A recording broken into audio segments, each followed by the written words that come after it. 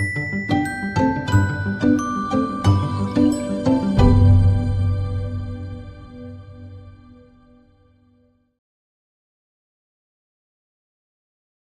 buenos días a todas y a todos. ¿Estamos listos, no? Vale, buenos días a todas y a todos y muchas gracias por venir a esta rueda de prensa en la que tenemos el enorme placer desde el campus de Alcoy de la Universidad Politécnica de Valencia de aprovechando que celebramos el 50 aniversario de UPV este año, pues contamos con actividades especiales y que no hay tan especial que tener con nosotros a Pierre Sauvage, profesor de la Universidad de Estrasburgo y a la postre Premio Nobel de Química año 2016, que está visitando el campus y va a dar una conferencia en breve para todo el público en general. Y yo querría no extenderme más, sino antes de pasar la palabra a Consuelo Jiménez, vicerrectora de la Universidad Politécnica de Valencia, aprovechar a Consuelo para darle las gracias a Chelo por habernos hecho posible el que haya venido Jean-Pierre Sauvage aquí a visitarnos al campus de Alcoy. And Jean-Pierre, thank you very much for being here with us, stay here with us, and this interesting conference you are going to give us to the city of Alcoy. And Consuelo, Chelo, por favor, es tu turno. Buenos días. Muchas gracias, Juan Ignacio. Estamos muy contentos de estar en Alcoy. La Universidad Politécnica, en el marco de su 50 aniversario, celebra semanas temáticas a lo largo del año y esta semana corresponde a la semana hacia la UPV del 2030. Ya que la mejor manera de predecir el futuro es creándolo, la UPV parte de su comprensión de la fuerza de la prospectiva como generación y divulgación del conocimiento generado y su posterior impacto positivo en la vida diaria de las personas. Nos acompaña hoy un gran científico que a lo largo de su carrera siempre ha mirado hacia el futuro.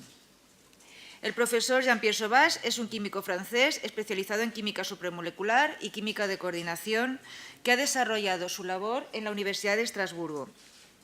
Sus investigaciones se centran en la topología molecular, específicamente en arquitecturas moleculares mecánicamente entrelazadas, así como en el área de máquinas y motores moleculares. Cuenta con más de 500 publicaciones entre 1969 y diciembre de 2017, ha impartido más de 600 conferencias y seminarios y, según la Easy Web of Knowledge, es un químico altamente citado, con cerca de 36.000 citas, con un número de citas promedio de 70 por publicación y un índice H de 94. Además de impartir una conferencia en unos minutos, el doctor Jean-Pierre Sauvage será investido doctor honoris causa por la Universidad Politécnica de Valencia mañana. Muchísimas gracias, Chelo. Y please, it's your turn, dear Jean-Pierre.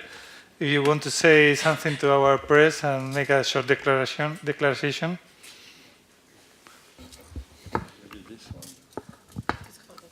Okay. Yeah, just a few words, to say that, well, it's a great pleasure to come back to Spain. Although I visited Santiago de Compostela last November, I think, and it was also a great pleasure. So it's nice to be in Alcoy. This is my very first visit. I'm very impressed by of course, the beauty, of the city and the surrounding, but also by the enthusiasm of all the people I met this morning, who explained me what they were doing, what was the purpose of their research, very often in relation to textile industry and textile research. So it's great to be here, and I hope we can also have a discussion. I don't know if some of the people have questions here.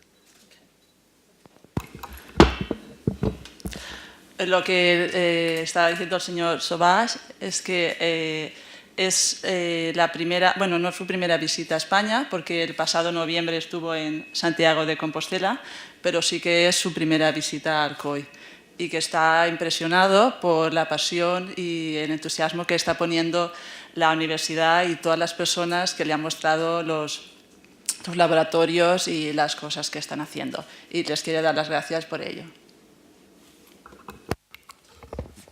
Thank you very much, Jean-Pierre.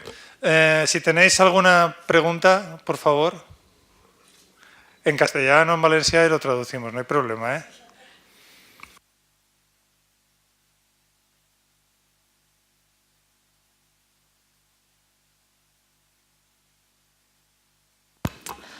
She would like to know if these kind of lectures that you're going to give, if they are useful for the people. Do you think they generate a discussion or they are important to the people? So I will speak slowly. I'm sorry, I spoke too fast before. Sorry. And I will stop after 1 minute or even less. I think it is extremely important to communicate with various types of public, of audience, from, let's say, science-oriented people to normal people, who have no particular interest in science. El propósito de las conferencias es en general, no solamente que sean para personas orientadas a la ciencia, sino también para el público en general. Es importante comunicar para todos. I believe that most of the people can understand most of what I am going to tell, because I'm also used to meeting with various people, from high school kids to, let's say, more experienced people. Que la conferencia la va a impartir de manera que la pueda entender cualquier tipo de público, desde estudiantes de bachiller hasta cualquier otro tipo de persona. My main message is that science is extremely important. Science is at the beginning of everything. If you think of any technology we are using today, either in medicine, let's say, or in the computer sciences, everything at some stage comes from basic science. There was a science, basic science discovery at the beginning, and that gradually became a very important technology. Y que el origen de todo está en la ciencia. Desde la medicina, de cualquier cosa que utilicemos, el origen está en la ciencia. Por eso es tan importante. If I may finish up, on one point, I also believe that science can be fun. Science can be very exciting, provided the people make a small effort to understand. But it's very challenging, and as I said, it can be fun.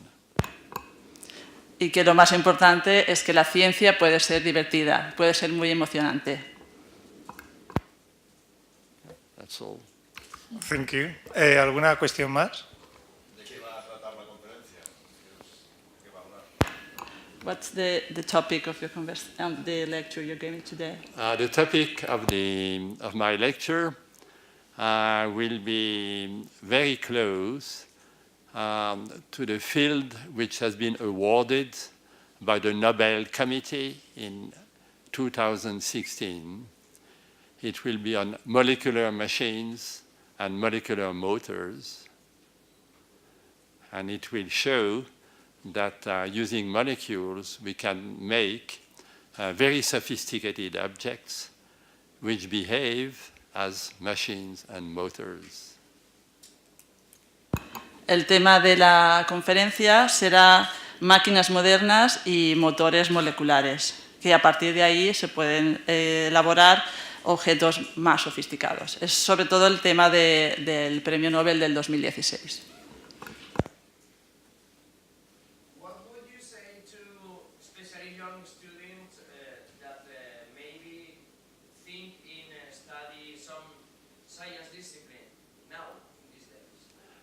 You mean some kind of advice or? To motivate young students to study some science discipline.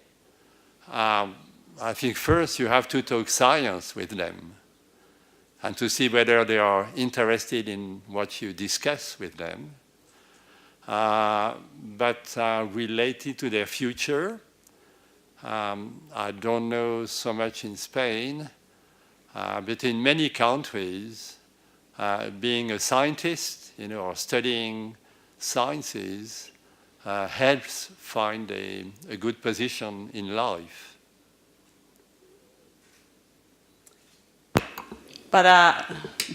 Bueno, la pregunta era cómo motivar a los estudiantes para que estudiaran ciencias. Entonces, la respuesta es que él dice que se debe hablar con ellos para poder fomentarles que estudien la ciencia y que las posiciones o los puestos de trabajo de ciencias pueden proporcionar un buen medio. Well, just a quick correction. When I say science, it means something very wide, going from technology to science to engineering, but let's say science-oriented activities. Actividades orientadas hacia la ciencia, desde la tecnología hasta la ciencia en general. Que algú heu fet un xicot de recorregut perquè ha parlat que ha estat en els laboratoris, algú veure un poquet Alcoy, que ha sigut un poquet això. Have you been able to see Alcoy or you have visited the laboratories, but have you already visited Alcoy? Yeah. No, not yet. No. Yeah, no, we've seen it's beautiful. The surrounding is beautiful, and also the buildings, like this particular building, the buildings are also very nice. Yeah, but we had no time. We arrived at 11 this morning. No ha tenido tiempo, pero bueno, verá a los alrededores porque está viendo que son muy bonitos. She would like to know if your field, the field that you study, is related to the textile, for example, that we have here in Alcoy. Let's say, not for the moment. It's not related. But it could very well be that in the future, textile industry uses very sophisticated molecules, so as perhaps to generate, let's call that intelligent textiles, intelligent materials, which can be modified to adapt to the function that they should fulfill. Ahora en este momento no, pero es posible que en el futuro sí, porque las moléculas sofisticadas pueden evolucionar a textiles inteligentes que se pueden modificar para adaptarse a otros. Aquí en España nos quejamos mucho de que hay poco apoyo por parte de los gobiernos a la investigación. Es un mal generalizado, también pasa en Francia, hay, digamos, una distancia grande entre lo que se apoya en Francia a la investigación y lo que se apoya en España. He's saying that in Spain we have little support from our government, and he wants to know if the situation is alike in France, or what do you think about it? Yeah, I mean, it's terrible to say, but Spain is known for not being too supportive of research. So I agree. I know that because we had several great Spanish researchers in my team, and we have kept contact. And for some of them, I mean, they could obtain very nice positions, but that was already some time ago. But for the new generation, I know it is difficult. This is why also, it's very sad to say, but young Spanish researchers, young Spanish scientists also try and go to other countries. And in France, we have benefited from great young Spanish scientists who were offered positions, whereas they should have been offered positions in their country. The situation in my country is not that bad, to be honest. You know, the situation has improved. And if you are very motivated, you can get a position either at the CNRS, which is the research agency, or at the university. But you have to be very motivated, you have to be patient, and maybe you will get a position when you are between 30 and 35 years old. Él está al tanto de que la situación en España es mala, que no apoya, el gobierno español no apoya realmente a los investigadores y que por ello Francia se ha beneficiado de este tema.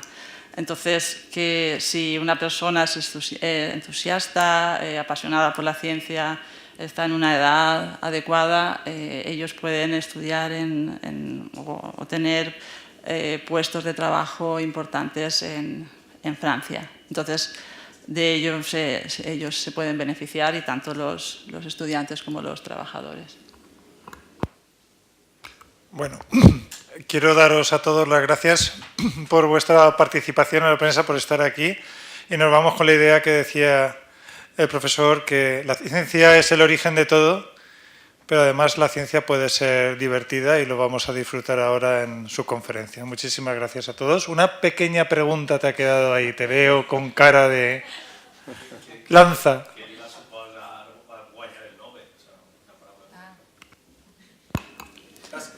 The last question, I think it's very important. What's supposed to you winning of the award of the Nobel Prize? Sorry? What's supposed to you the award of the Nobel Prize? If I was supposed? No, what it meant to you? What it meant? To you, the Nobel Prize? Winning the Nobel Prize. Yeah, I mean, at the very moment, when I was told that I was a Nobel laureate, I didn't believe it. So I was very surprised. And today, if you want me to tell you the complete truth, today I try to show that science is very important, to talk to young people very often, to explain them that facts, F-A-C-T-S, are more important than opinions, and that if they have an opinion which they express on the social networks, for instance, they have to know a little bit of the field before they express their opinion. Es lo que al principio no se lo podía creer, que había ganado el Nobel, pero ello le ha servido a él para poder hablar a los jóvenes y que sepan que los hechos cuentan más que las opiniones, sobre todo si son de las redes sociales. Bueno, muchísimas gracias y nos vemos en la charla. Muchas gracias.